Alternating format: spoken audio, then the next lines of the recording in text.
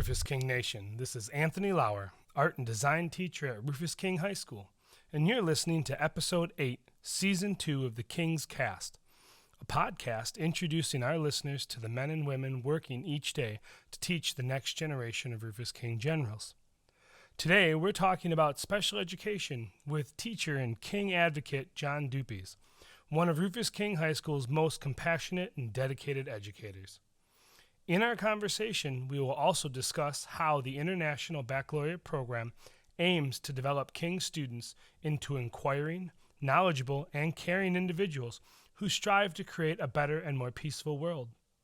Thanks for taking a few minutes to listen today. Good morning, ladies and gentlemen, and welcome back to the King's Cast podcast. Today we have John Dupies, longtime Rufus King ally and special education teacher, helping the students of Rufus King navigate to their future goals. John, let's start today with what brought you to Rufus King High School. Well, first, I'd like to thank you for inviting me and being part of this podcast. I think this is a great program that you have going here for our students and mostly for our future students. So thank you for inviting me and helping me be a part of this. So what brought me to Rufus King? As you mentioned, I'm a veteran teacher. As a matter of fact, this is the beginning of my 38th year of teaching. And I started in MPS 30 years ago. I taught in other districts and I taught in other states for the previous 8 years before that. But this is my third high school in MPS. And while I enjoyed the other two high schools I taught at, I recall vividly the day I came to interview here. And I guess I was looking for a new school because the previous school I was at, I didn't feel like they had a full high school experience. And I remember coming into my interview, and it was in the spring, and it was a very nice day out, and there was kids outside hanging out in schools, kids getting ready for their sporting events, kids, when I walked into the hallway, I talked about some of the different activities they were going to in the clubs, and I just saw a total engagement of the student body here. And I thought, this is where I want to be. This is what I've heard about King. Teaching in the district for, I think at the time I was teaching in the district for 9 years. And so I knew about King, I certainly heard about that, but then seeing it with my own eyes, I was even more excited for the interview. And so I was chosen after the interview. And you probably walked in even a little bit more energized. It might have excited you or put you at ease of walking into, I really want to nail this, and it might have even affected how you interviewed that helped you land the job. Oh, absolutely. And I was successful. They hired me, and I've been here now. This is the start of my 21st year at King, and I'm an MPS graduate from a different high school, but I am a general. I am proud to be a faculty member of the school. I've attended many different club events, concerts, sporting events. I'm intricately involved in the sporting events here, and helping with the recruiting of coming in new students. I've done that a long time ago. I've signed up again for this year. The matriculation of our students at the end, running graduation. I feel very invested in this school to the point where I've sent 3 of my own children, my stepchildren here. 2 have graduated, and I have 1 that is currently a sophomore here. So as a family, we feel strongly about this school. And that's how I got to know you my first year here. This is my 10th year at Rufus King, and my first year I really got to know you through staff meetings and faculty meetings when we would get together for different planning for how the school went. You were always one that stepped it up. I remember my first year here, you were still running the 8th grade admittance, and back then students applied, and we would sit down as a faculty and go through their applications and score them one by one. And I saw your dedication at that moment, that first year, organizing hundreds of applications, hundreds of students coming and applying to Rufus King from in and outside of the district, from many different schools, and you had this system down to a science of application status, scorecards, how teachers could come in and sit down and evaluate candidates so that we had smooth sailing for our admittance program, which I know has changed now over the years, but that was really my first big John Dupies experience, and it helped me as a new teacher get acquainted with King and see some of that same culture that I had known about growing up in Milwaukee, and saw the dedication that staff did. And Yeah, just it was a great first introduction to you. Thank you for those kind words. And it was a lengthy process, but it was something that I and others, because I kind of carried it on from those who taught me when I came here, I thought an important program, as a lot of different programs that I've taken on in different roles of my teaching here. People have retired or moved on, and somebody needed to fill the void from running the blood drive. I forgot about that aspect. Yeah. From running graduations, I advised the Model UN club here. A student came to me, we can talk about it later, a student came to me and asked me to start up a club, and I advised that club. So I just think it's important that, and I do see teachers getting involved, and I think that's shows the commitment to the students and to parents, the number of faculty willing to do different things here. The amount of clubs that we have here is just tremendous. I've never seen that at any schools I taught, even previous to MPS. I taught at suburban schools in the Milwaukee area, and I taught in schools in California, and I haven't seen the amount of clubs and activities that we have here, let alone a full contingent of the sports teams that we have. Yeah, to kind of tie in with that, as well as to talk about a previous comment you had about family. My nephew started here this year, and right away after freshman bridge, he was like, "Oh my God, Uncle Tony, I want to do cross country, but I also want to be part of the game club, but I also want to be a part of sound club. I also want to. I mean, they have a record label. Did you know they had a record label, Right. Uncle Tony? Like that was his excitement and what he has done over the last, what are we on, week 7 now? Yes. Like the nonstop of what he's been doing. He was not doing that at his previous school. He went to school, and it was gold of my year. It was awesome, but he didn't really participate in a lot of the clubs and activities at the middle school level, and his excitement coming to King to do those things just exudes. I mean, this is a place where, yeah, not only the staff, as we try to highlight on this podcast, but the students really do feel engaged and committed and involved. What is one aspect of the IB that you connect with? Well, I thought about this question. To me, in my role, it's the whole IB learner profile.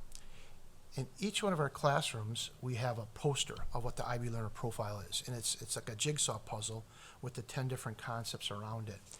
And I think that's highly important for the kids. I mean, you just mentioned something about your nephew. For me and my own children, for the students I've talked to and mentored in different groups that I'm an advisor to, I'm just going to highlight a couple of the IB learner profiles. One talks about being open-minded, being a risk taker, being reflective, being an inquirer, and like you said, your nephew, being a risk taker and coming from a familiarity of their, whether it be their K-8 school or their middle school, and now you're coming into a much bigger student population. You can reinvent yourself as a student, take that risk, or you can continue on the path if you felt comfortable the where you were coming from and continue on that. So sitting at the table at lunch with a new group of friends, that's taking a risk. Being open-minded to trying some new experiences here, whether it be a sport that you didn't try out for in the past and say, I'll give it a try. Maybe not going to be the star athlete, but I think in so many of our sports, to see the matriculation of the kids from their first year to their senior year and how the growth in that sport or that club, I think is tremendous. Being inquirers, I think that's one of the things that we really push, and I think I'm a curious guy by nature. I ask a lot of questions all throughout my life, and so that one strikes me, that to ask questions, challenge your teachers, challenge your classmates, challenge your parents, be involved, find out the why of things in life, and then reflect on it and how it's going to and take you to go forward, and reflect on decisions you've made, decisions you should be making, and then there's all the other ones, being a balanced learner, being caring. I think we have a lot of caring people here. So the IB learner profile, that puzzle, there's not just one aspect of it, because they all go together, make the picture complete. I connect with that. And for the students that I deal with and I mentor with and I do the tutoring, it's a lot of teaching them those skills, or talking about those skills and asking what it means to them, and challenging them. Challenge them to be open-minded. I think a lot of, we're coming in with 13, 14-year-olds, and we're leaving with 18 and some 19-year-olds in some cases. And that's a short amount of time in years of my life. That the gap of 4 years is nothing, But it's a big gap, I think, in the high school. And to see that growth, to see from my own children to, like I said, 38 years, I think I've had like 6 different groups of 4 years of kids starting from freshman years to graduation. and not only look at their physical picture and how they've changed in the 4 years, but just their attitudes and their understanding of things. And I find that amazing, and it's just highly rewarding. And that's what I connect with in the IB, and I think that's what King offers. That we put up that we talk about these things. And I don't know if other schools do it as well, but I think we do a very good job of doing it. Yeah, I think the IB introduced that learner profile, I'm sure somewhere in the 80s as part of their International Baccalaureate philosophy. But I know here in the States, when I started teaching in 2005, that was really this dawn of PBIS. And how can we have positive behavior intervention strategies? And how can we motivate the students to be intrinsic motivators and learners? And what I liked, and at the time I was teaching in a suburb of Milwaukee, they were trying to figure out a way to help students do that. IB had already done it. When I came to King, it was already here. It was already built into the fabric of what the International Baccalaureate wanted and what King has been working on with the IB since the 70s when we became an IB school. And I think it really helped because it set that trend prior to the American Education Society, I guess, is Absolutely. for lack of a better name or acronym. Right. We look at what employers are looking for, right? It's all we hear those it all the soft time. skills. It's all these things. It's being open-minded, being reflective, working together, communicating, working as a group, reflecting on what you have to do. Thinkers, having some knowledge. A lot of schools concentrate on having knowledge, which we certainly talk about. But being balanced, that is a key thing, especially post-pandemic. Having a balanced life. That's another thing that taught us how to do that. And I think that's something we're working on. And I think we have a very principled approach to this. And I think from the IB part of it to the embracing of our faculty and our administration, that is setting up our kids to be successful, not just because, we are a college-bound school, but we have also kids going into the military. We have kids going directly into the workforce, in the technical college. Anybody's going to have advanced learning. And I think we're setting our kids up well for that. And that's what I connect with. That's what I'm most proud of, to be a faculty member at this school. So this leads well into question number 3. I have written down, do you have any favorite subject, topic, or skill set that you work with your students? But I'm going to change it just a little bit on the fly. Just because you brought up these soft skills and the learner profile, I appreciate what they call course objectives, what we call course standards. And in that, at least for the arts, so music, theater, and visual arts, they changed this year. So we got all brand new standards. They just simplified them, dropped a couple words, made them more concise. But the initial is investigate, and the last is evaluate. And it's that idea that you are questioning things at the beginning and reflecting on them at the end. And I'm going to guess, having looked at a couple other content areas from math to science, to English over the course of this podcast alone, but also my time here, almost every subject starts that way. It's almost like the scientific method where you're starting with that questioning and you're ending with that reflection. Those are some of the traits that you pointed out. So working with students across multiple content areas here at King, do you often see them, or do you often see students coming in with questions about questioning their content and reflecting on it, or are they coming in with, I don't even know how to phrase the rest of this question. That's what I get for going on the fly. We'll talk about questioning things and reflecting. We'll start there. Yeah. If I could help, could you talk a little bit more about the Resource Center and Okay. how that helps? Because I think maybe that'll frame my Right. question better. Well, question this one and the one I think you have coming up.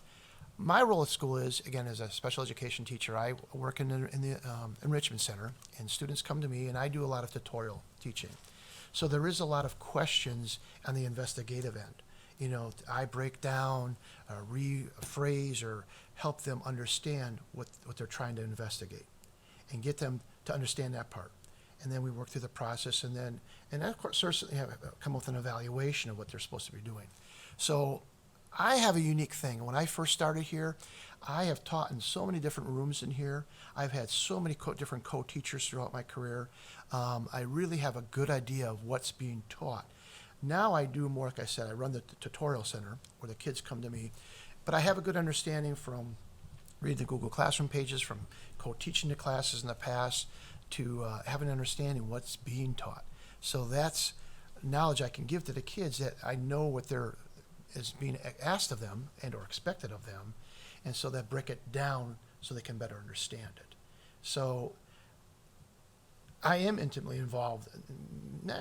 Like you said, if things are changing in art, and I'm not super artistic, but I know that from the design class, it's a great new thing here that's being started. I know what's expected in the band from Mr. Zaber, what Mr. Graff is doing, the IB art, and how he's having the kids write reflective papers. So all the different things, and like you said, all the different core subjects in the world languages too. So, and I've co-taught literally just about everything except maybe an art class and a band class in your area. Yeah. But I have taught foreign languages. I've co-taught that and all the other four core subjects areas. So even in home ec, I co-taught that for a year at my prior school. So I think I've got a good ability to help kids understand the question better, because if it's put out too abruptly for them, or if they need it broken down, that ability, and then help them with the evaluation, how they can give their piece. And I think over the years, I think one of the best thing I've seen in my teaching career is how we assess students more than just pen and paper.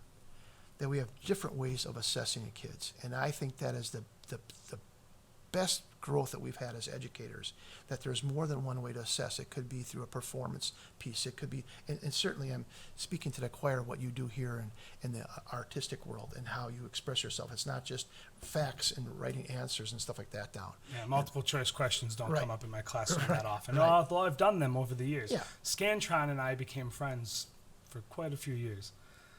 But I think that's how the real world works too, right? Yeah. You might have to do a proposal at a job. You might have to learn those interpersonal communication skills to get somebody to cover your shift, or to interview to get the job. You might get an annual review that is about your actual performance on the floor of a factory or in a courtroom, right? There's all these different ways that our students could be evaluated when they get out. So why wouldn't we try to put that here into the classroom instead of strictly concentrating on a standardized test here and there?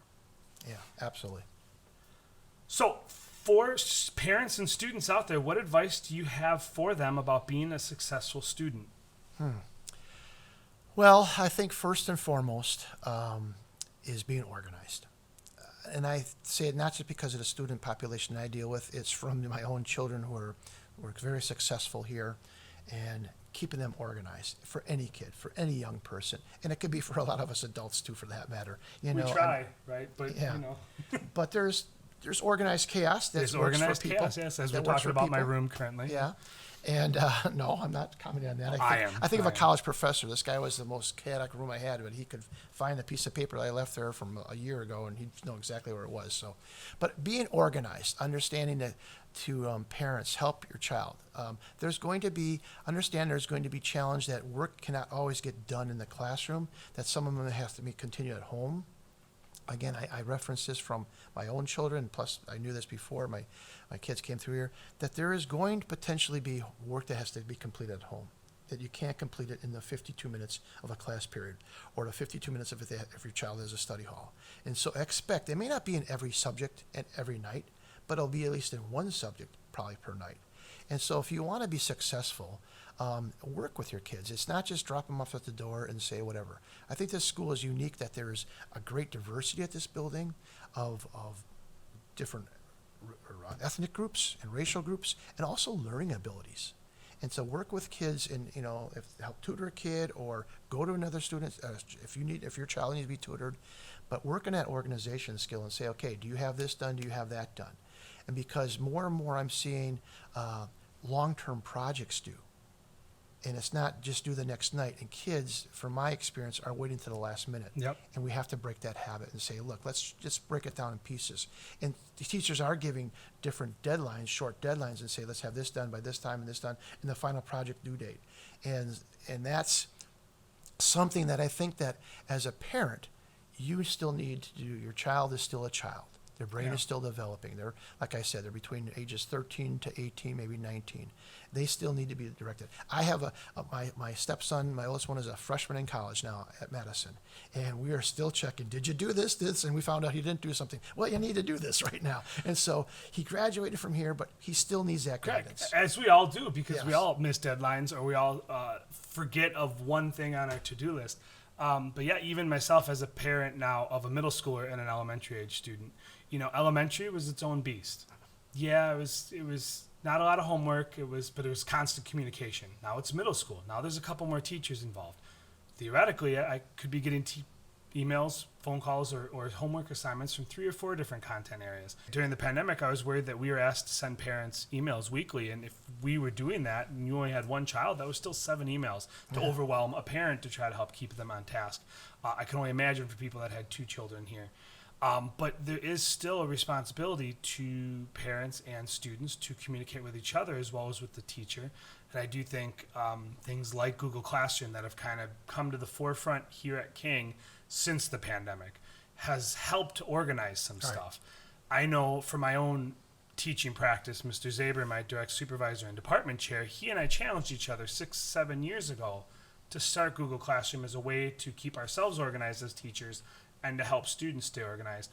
And we had some struggles, but after the pandemic normalized this split classroom model where you have essentially the assignment notebook right there 24/7 with resources, links, handouts. Like, I found that those things have helped keep students organized as well as parents. Oh, and I think the next question we lead into it. It certainly helps for me because, like I said, tutoring, I have different kids on different subjects. And so I just go right to that teacher's Google Classroom and say, what's listed? Is it done? Is it missing? Is it turned in? And parents, you can sign up for it. We're signed up for my child's, my sophomores. We see, so I can go in there and say, okay, according to Mr. Lauer, you have, who had you, Mr. Lauer, I know that what he had to do in design when he had your class. And now what he has to do in his U.S. history class and so on and so forth. So that is an invaluable tool as my role as a teacher. But I think it's an invaluable for parents too. Instead of saying, "Well, I'm not aware." Well, you can be aware. Sign up for the Google Classroom. It's a great tool. Well, and I think it helps to balance out what was more commonly called the helicopter parent back in the day, right? Where a parent would constantly be talking to this teacher, trying to find out what's going on. Or again, 20 years ago, when the assignment notebooks were a little bit more commonly used. I think it gives parents an easy out as well. It gives them that quick reference guide to have an idea of what's going on, the quick visual of what's missing, what a deadline is, without having as a parent to need to know each content area, right? I'm deathly afraid that when my child gets to high school, I'm not going to be able to help him in science, right? True. My wife's an English teacher. She'll be able to help him in English. I'll muddle through math. I can do that, right? Because that's structured. And at times, even the chaotic artistic mind likes structure and process. But like having a resource like Google Classroom and LMS, an online assignment notebook, will help parents have that quick and easy reference to just nudge their child without having to feel overwhelmed or feel like they have to constantly contact the teacher or the student. You look at it once a week and go, hey, Billy, hey, Sarah, you have something due later this week. I'm just going to remind you of it on Wednesday to make sure you're on track for Friday. And I think those are tools that help with organization as well. So this is going to be a content-specific question, and I believe outside of Miss Watts, who came in as a DHH interpreter, I haven't had anybody on from special ed. So you're my first special ed guest of the podcast. You have run the Rufus King Enrichment Center for a number of years. Could you talk a little bit more about this room and the opportunities you provide? You've mentioned it a couple times today, as well as calling it a tutoring room to give that understanding of what might be happening there. But that enrichment center is really unique to King, and I've only ever known it as John Dupies. Dupies has the enrichment center. That is this resource for students to go to for help. Well, again, thank you for those kind of words. It is something I've kind of coined the phrase enrichment center. I call that, I think, words and semantics make a difference in that we are trying to enrich the students that come here. I work with students, as I said, they'll come here on a day-to-day tutorial basis, give them some help. They usually come from their assigned study halls. We work with them there. It's also a place for our special education students can come and do their test. Any assessment that's given to them. It's a quieter environment. I try to make the room kind of a homey type thing, not less distractions. They're often given extended time to complete this. I may break down the question and reiterate if they're not understanding the words of it. There's a limit to what I can do. Obviously, I'm not giving them answers, but point them and direct them to use their notes, encourage them that way, and say it might be here, expedite things that way.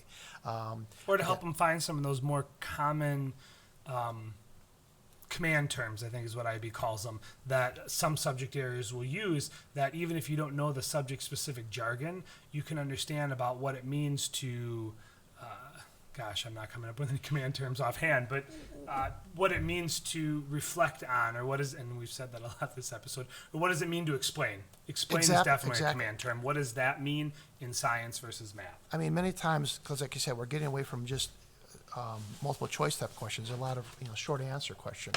And I don't know the command terms, I don't know the... That's right. I just pulled up a student agenda, which is our assignment notebook here at the high school, and we put those in each week. And for the week of December 12th, it is examine and exemplify. But those are some of those words that would show up in a test in any content area that you could help them understand so that they can then tackle it in that subject on that assessment. And that's what I do. I break those words down. They can read the word, but they may not understand and say, here's what they're asking. Here's what you need to do. I look at your response, and this throws kids off sometimes across the board.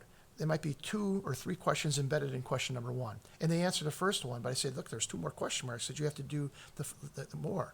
And oftentimes the last one is the why.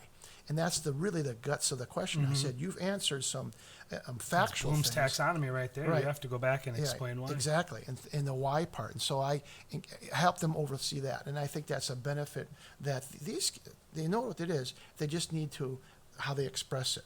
And they need somebody to break it down. So that's one aspect of I do. So I have, on a daily basis, I could have kids coming from 6 different subject matters here, taking 6 different potential tests in my room. As while they're in there, I mean, I have you working on something for your design, or writing a reflective paper, or describing what they're going to be designing. The kid right next to me is working on algebra, and that third kid in the other table is working on geometry. So I've got to jump around from there a little bit. Now, does that mean I'm an expert in all these things? Heck no. But I do sometimes I have the benefit of the answer keys from the teachers. It's helpful. I do have some knowledge. I'm not bereft of knowledge over my teaching career, but it's also directing. It's not doing their work. It's breaking things down, helping them find the materials that they need to do, the resource, holding them accountable. Where are your notes? Where are your examples on how to do this if it's a math problem? Let's look at what you've done for history. You've covered this. Let's reread that. So it keeps me busy. It's wonderful that I don't have every day is something different. Every day is a wonderful challenge. I've often said, not only is my career going by extremely fast, my teaching day is the fastest day ever. I mean, it's all of a sudden I look up, oh my gosh, it is 3 o'clock and I have 25 minutes left in the day. Where did this day go to? For the fact that we're living in a time where so many people talk about the teacher shortage and the overwhelmed worker and everything else, I have the same sentiment. I did multiple different jobs to get through college, right? I remodeled houses. I worked as a fast food chef, or cook, I should say, a short order cook. I worked at a bank, right? And I drove a taxi. None of those jobs did I ever not count down the clock. And after my first couple weeks of teaching, all of a sudden, it was almost every day. Where did that time? Well, it's 3:30 already. Like, I'm always on my toes. I'm always doing something. Yes, at times overwhelming. Yes, tiring. But it's the only job I've ever held in my 40 years on this planet where the time just goes by. And I don't know where it went. And that can be rewarding, especially if you've had jobs where you sit as a bank teller on payday with a line of 20 people complaining that their paycheck's off, and somehow it's the bank teller's fault. I've too had a variety of jobs, early in my life, and my first career was as in law enforcement. And people said, "Why'd you get out?" And I said, "Well, I describe it this way: it was, to me, I was in a suburb of Milwaukee. It wasn't Milwaukee. It was hours of boredom, interrupted by moments of intense excitement. But it was hours of boredom, day in and day out. Just like you said, watching the clock. When is my shift over? I hated that job, and so I quickly got out of it and switched to education. And I'll never forget the first day I walked in the classroom and said, "Okay, you're student teaching." And I was an older school like this. It was in Waukesha. It was a great place to start my career. And it had like a raised platform for the teaching thing. It was like the old school you'd see in the movies, and it was like I'm So the performing. sage on the stage almost. Yeah, They have their exactly. own raised platform Exactly. and podium. And here I was, front and center, and I was teaching American government civics, and I fell in love with it. It was just the most. I knew then, I was in this. I never thought of it in college. I didn't go to college to become a teacher, surprisingly, but from that moment on, I said, this is what I want to do, and here I am. I'm winding down my career, and I can still remember that first day. And I think of where did those 38 years go? 37 years now, like I said, I'm in my 38th. Where did those 37 years go? It's astonishing. So, it's a great job. It's a great career. And I was very fortunate to have so many great individuals I co-taught with, so many great students to come in contact with. And, I'm a blessed guy that way. That's awesome. Well, that was a great closing thought, but end of the interview, I usually ask for additional closing thoughts or a quote or a book that you might recommend. I've had people come on and do all three. I've had people do 3 books. I've had 2 quotes. Any other closing thoughts other than feeling blessed that you would like to leave our listeners with? Certainly, and I like this question at the end. I think it's a great way to end your podcast. I don't know if I have a quote, but I have certainly book recommendations, and it kind of goes with a thought. And if I can be self-indulgent, there's 2 books that Okay. I think they kind of go together. And there are 2 books. One of them I've reread twice, and another one I started the other one. I'm in the midst of doing it. And one book is called Unbroken. It's the autobiography of Ernie Zampisi. He was involved in World War II. He was a prisoner of war caught by the Japanese. Before that, he was just a remarkable life. He was an Olympian. Is this the Angelina Jolie did the book or the movie adaptation of this? Maybe? I'm not sure. Okay. But it's Sorry, I'll let you continue. it's just an incredible story of resilience, of what this man's life went through from his early years. He was he was a troublemaker, as he kind of describes himself. He got a little bit in trouble, went into the military, got involved in running, made it to the Olympics, was at the Olympics in 1936. He was captured by the Japanese, and what he went through, from being shot down to surviving the sea, and then being the process he went through of being in the prisoner of war camp in Japanese is just phenomenal. And then what's redeeming about it is this man lived to be almost 99 years old. The redeeming qualities after such horrific things that happened to him, to be such a forgiving and loving man is remarkable. The other book that I recommend is Endurance, and I'm going to explain why I think. That's Adventures of Ernest Shackleton. Okay. And how he shipwrecked in the Antarctic, and what he did to survive for his men. He didn't lose. I think I forget how many men on there. I should know this, but I believe it was at least 40-some men, and they lost 1 soul. But this is over years, and what he did, and why I recommend those books is it's what I see kids coming through, and that we need, that what we can do as human beings. I'm always fascinated. I was a search and rescue worker. Also, I've done that, and what people can overcome physically, and what this book is what they've overcome physically and mentally. And I think people put limitations, say I can't do that. We as teachers here, I can't do this, I can't do that. And early in my career, I'd say, I don't know what the word I can't means. You have to write 100 things that you can do, and that was kind of it was not a good punishment. I want to say it was a punishment. It wasn't good reflected because the nuns in my elementary school, I quite often wrote 50 to 100 times parables, or not parables, psalms. I had to write psalms. But I was told that might deter a student from writing. So we would talk about the things they can do. And these books, these stories of these men, of what they can do, it's beyond anything I've ever done physically. And I've done been some rescues that, the people is, look, you got to either do it my way or my team's way, or you're going to perish. And so I've been in some of those physical situations, but they pale in comparison with these guys. But I think all of us have it in there, whether you believe it or not. When push comes to shove, you can physically endure more than you're aware of, and you can mentally endure more than you're aware of. And I know that many of our students deal with things that they have in their life mentally more than what I've had to deal in mine. I know I've lived a very privileged life. I'm very aware of that. But so I'm impressed what they've overcome. But they can even, even if more can be put on a plate and you can do this. And these books kind of illustrate for me, and it just motivates me to say that for me personally, when I'm feeling sorry for myself or I think, this is too difficult, no, I mean, people have overcome so much more. And these are books that illustrate that point, and I think that's helpful for our kids to know that you can do more than what you think you're capable of doing even. That's awesome. You just gave me the perfect graduation gift. A former student from here is finally walking across the stage next month, and now I know what to get her. I'll get her Endurance. Oh, it's a great awesome. book. They're very great books to read, and they're easy to read. And there are some hard parts in it. To me, it's just astonishing that. And again, we're talking. They didn't have modern technology. Endurance was what that happened like in the early 1900s. Certainly, we know World War II is 1940s. So how they've overcome things, and it's just when I'm out in the wilderness sometimes, and I'm cold, and I'm lost or whatever, helping somebody who is lost, and we're trying to find our way back. I think we can do this. I mean, I've got technology things to help me out Yeah. or had. So. Well, John, thank you so very much for sitting down with us today. Thank you for sharing your thoughts and wisdom, not to put too fine of a note on your experience over almost 4 decades in the classroom. But I think that this episode's really going to help touch some people and hopefully even inspire some people to either want to continue to stay in the game and to help our students moving forward, or to enter the game if we have listeners out there that are thinking about entering into teaching. Well, Anthony, I want to close by I can't thank you enough for starting this. I think this is a great program. This is, again, technology. This is evolving of education.